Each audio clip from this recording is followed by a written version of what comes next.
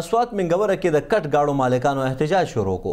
دوی تور لګی چې پولیس د باثره خلکو گاډي نه نیسي، صرف د غریب او خوارکه خلکو گاډي نیسي. د احتجاج په اړه نور تفصیل اخلو د مشرق ټي وي همکار نیاز احمد خان نه. جی نیاز احمد خان صاحب تفصیلاتونه هم خبر کړي.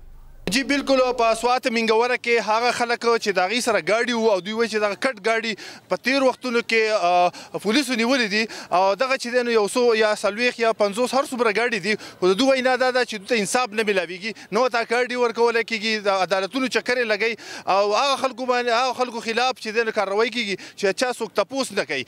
په لکونو ګاډي اوس هم په سړکونو باندې ګرځي، د هغوی خلاف کاروایي نه کېږي. یو دوی یو مشر دی د نه پوښتنه کوو چې نن ولې دوی احتجاج ته مجبوره دي راوتي دي، دوی څه غواړي، څه وایي تاسو؟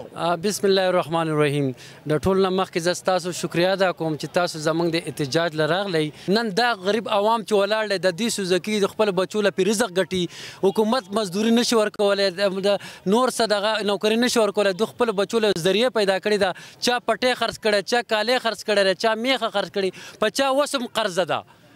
ګان نه سوزکي اغسته بار سبزي چرګان یو څه بل څه پې خرڅ. نن حکومت دا غریب خلک د 55 ورځو نه ګیر کړي دي، راولي او 3.5 لکه ګاډي کلم ګرځي، څوک یې تپوس نه کوي. دلته بل ملګری ولاړ دی، ده نه پوښتنه کوو ستا سره څه ګاډی او د څونه وخت نه او اوس څه چلو شو؟ بسم الله الرحمن الرحیم. السلام علیکم. د ټولو نه مخکې ستاسو ملګرو شکریه ادا کوم. زما سره سوزکي و، ما خپلو بچو له رزق په دغې باندې ګټو، اوس یې زما په 28/11 باندې زما نه سوزکي نیولی دی. تقریبا 50 ورځې 50 ورځې پوره شوې چې ما دیاړي نه ده کړې، ما کور د بچو له رزق نه دی وړی. بل ورځ راته زیات پر دا خبره واوروله چې ستا غاړی به هم ستا نه به ضبط کېږي او هم به ته جرمانه ولې، زه به خپل په مال باندې جرمانه هم ورکوم او زما په مال هم ضبط کېږي.